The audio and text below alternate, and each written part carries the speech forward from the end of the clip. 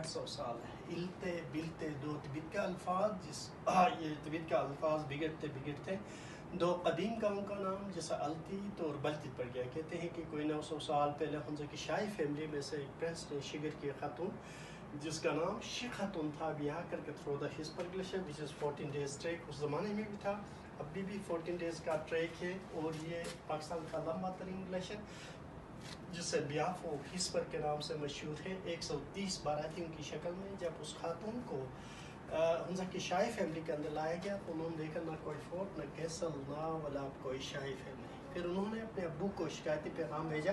ان باراتیوں میں ان کا منہ بولا بھائی جس کا نام عبدال خان تھا یہ شکایت کی کہ جس رائل فیملی کے اندر آپ نے میری بیاہ کروایا ہے نہ کھانے کے لحاظ سے نہ پہننے کے لحاظ سے نہ سر پہ چھت لوگاروں میں رہتے ہیں, لہٰذا میرے لیے مکان تعمیر کی جائے.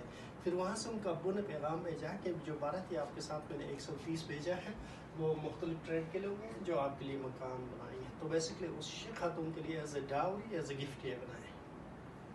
وقت کے ساتھ ساتھ جیسے مختلف ادوار میں نواب آئے پھر انہوں نے اپنی ضرورت کے تحت اس میں ایڈیشن ڈلیشن کرتے رہے. لاسٹ میں وجود میں ان کی تاریخ کے اندر ایک ہی راجا کو ایکسیپٹ کیا جاتا تھا. ان کے دوسرے بھائی ہوتے تھے تو چائنا یا کنسائٹ پہ ایگزائل کرتے تھے یا آن دا وے ٹو اتاوا اور نیکسٹ سائڈ پہ کلف وہاں کو گرایا جاتا تھا, اس لیے کہ شورش کے خطرے سے ریاست چھوٹی تھی. کوئی 800 سال پہلے چھوٹے بھائی نے بڑے بھائی کے خلاف بغاوت کی, اس نے چاہا کہ ریاست حنزب پہ وہ قابض رہے, لیکن شاہی دستور کے مطابق کنگشپ بڑے کو ملنا تھا.